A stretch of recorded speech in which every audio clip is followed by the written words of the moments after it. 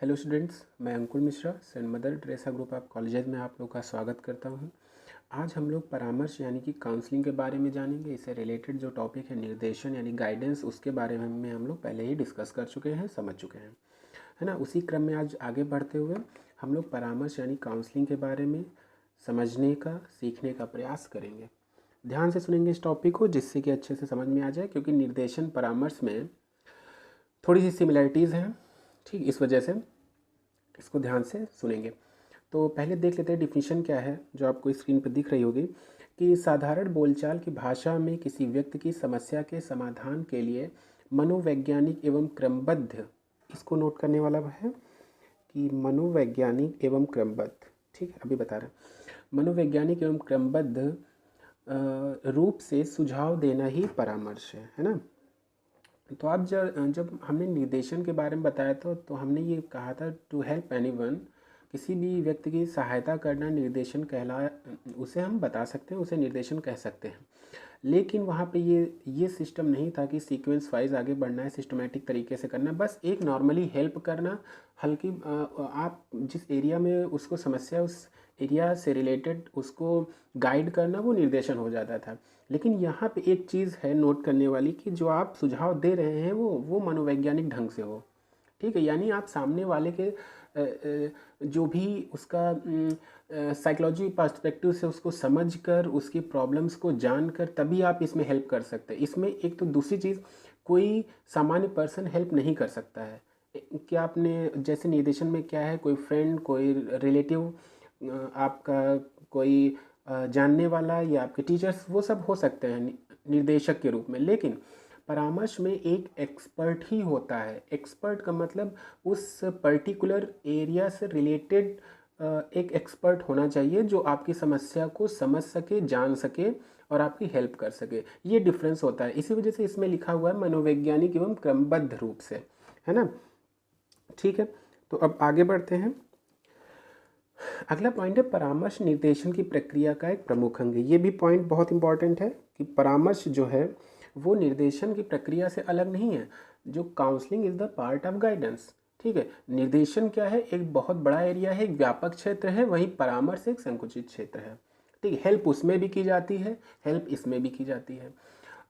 उसमें क्या है कि कोई भी पर्सन आपकी हेल्प कर सकता है, बट काउंसलिंग में एक एक्सपर्ट ही आपकी हेल्प करेगा और आपकी समस्या से निजात दिलाने की कोशिश करेगा। इज दैट क्लियर, ठीक है। अब अगला पॉइंट आता है कि वेक्टर के अनुसार जो है परामर्श का शाब्दिक अर्थ होता है पूछताछ करना, पारस्परिक तर्क वितर्क या विचारों का पारस्परिक विनिमय, यानी एक्सचेंज ऑफ थॉट्स।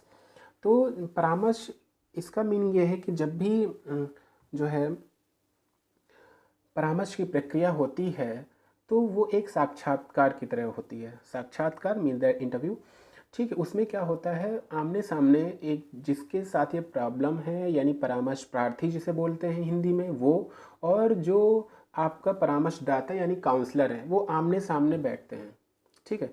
1:1 का रेशियो होता है उसमें, ठीक है। अब देखिए निर्देशन में क्या होता था, दोनों को साथ में कंपेयर करके समझते हुए चलिए। निर्देशन में ये ज़रूरी नहीं है कि आमने सामने बैठा जाए, ठीक है।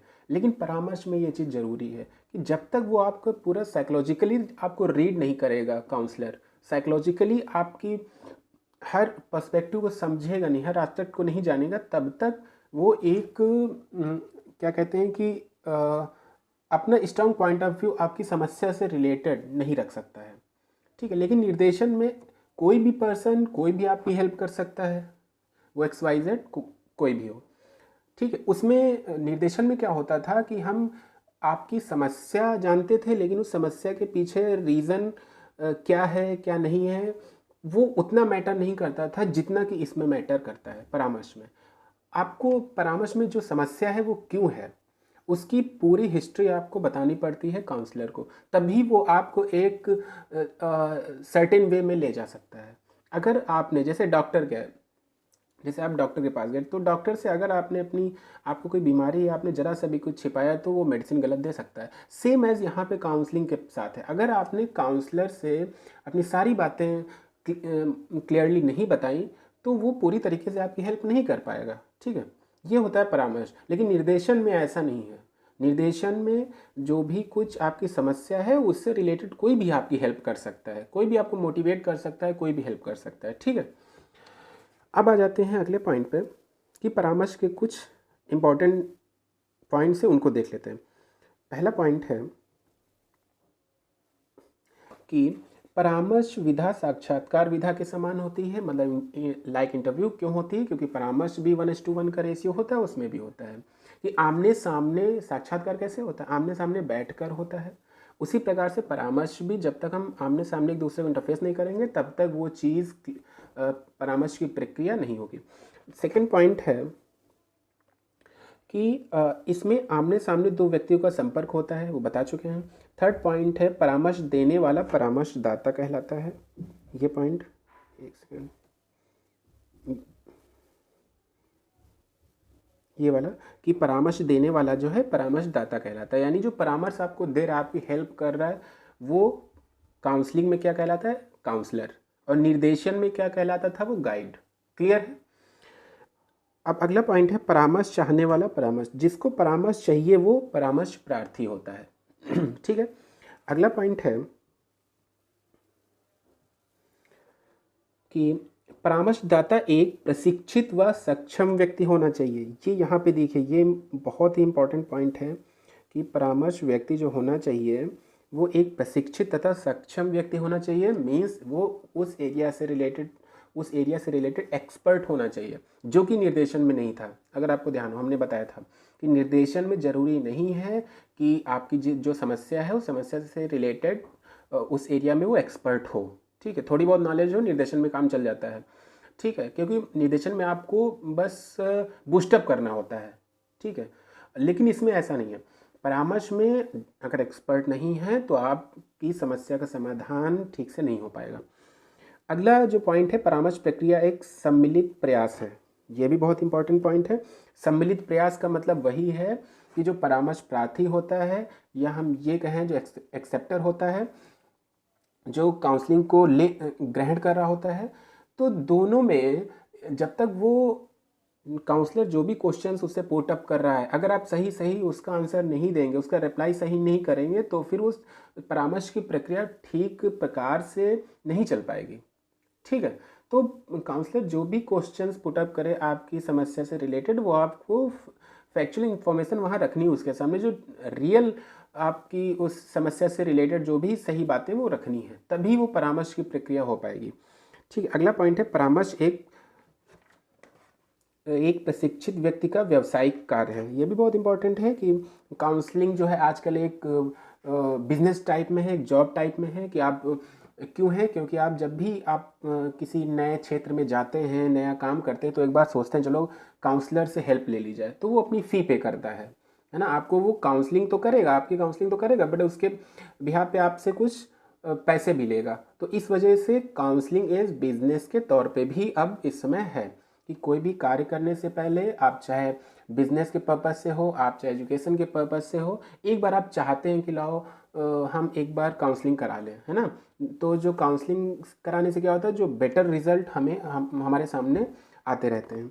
तो ये चीज़ है। अब परामर्श की प्रॉपर्टीज़ क्या क्या हैं, तो हम एजुकेशन से रिलेटेड ही समझेंगे। परामर्श की प्रॉपर्टीज़ क्या हैं कि छात्रों की समस्याओं का समाधान होता है। ठीक है, देखिए, अगर छात्रों की समस्या बहुत बड़ी नहीं है तो टीचर तक ही हो सकती है। टीचर उस समस्या को टैकल कर सकता है गाइड के तौर पे। ठीक है, मतलब निर्देशन के माध्यम से। लेकिन जब समस्या बहुत ब्रॉड हो जाती है तो उसे भी एक स्पेशलिस्ट से मिलना पड़ता है। स्पेशलिस्ट से, उस एक्सपर्ट से काउंसलिंग करानी पड़ती है। डिपेंड करता है उसकी समस्या कितनी डीप है। ठीक है, तो यहाँ पे छात्रों की समस्याओं का समाधान किया जा सकता है परामर्श के माध्यम से। अगला पॉइंट हमारा है कि छात्रों में व्याप्त परीक्षा से संबंधित डर को दूर करने में सहायता। कभी कभी बहुत सारे स्टूडेंट्स ऐसे होते हैं जिनको कहते हैं ना एग्जामिनेशन फीवर। ठीक है, कि जैसे ही एग्ज़ाम्स आएँ उनका फीवर आना शुरू हो जाता है, उनके हाथ पैर ढीले हो जाते हैं। तो ये एक साइकोलॉजिकल प्रॉब्लम भी हो सकती है। इस वजह से इसको दूर करने के लिए भी, अगर निर्देशन से गाइडेंस की प्रक्रिया से बात नहीं बन रही, तो हमें काउंसलर से मिलना पड़ता है, एक्सपर्ट से मिलना पड़ता है। तो हम इस समस्या को दूर कर सकते हैं। अगला है कि विषय एवं व्यवसाय से संबंधित जानकारी देना। आप कोई बिजनेस मतलब XYZ कोई भी काम कर रहे हैं तो उससे रिलेटेड अगर वो चीज़, वो एक्सपर्ट है उस एरिया में, तो ऑब्वियस सी बात है वो आपको एक सही रास्ता दिखा सकता है और सही सही बातें बता सकता है, जिससे आप अपने काम को और अच्छे तरीके से कर सकते हैं। तो ये था आज परामर्श की जो बेसिक चीज़ें हैं उसको हमने बताने की कोशिश की है। परामर्श क्या होता है, उसके बाद परामर्श के मेन पॉइंट्स, ये बहुत इंपॉर्टेंट है, और दूसरा प्रॉपर्टीज़ ऑफ काउंसलिंग। ठीक है, तो आई होप आप लोगों को समझ में आया होगा। इसके बाद जो हम टाइप्स ऑफ काउंसलिंग की बात करेंगे, पहले ये अच्छे से समझ लीजिएगा। ठीक है, जिससे आप लोग एग्ज़ाम में अच्छे से लिख पाएँ। ठीक है, थैंक यू। अगर आपको ये वीडियो पसंद आया है तो प्लीज़ लाइक करिए और चैनल को सब्सक्राइब करिए, जिससे आपको आगे भी वीडियोज़ मिलते रहें।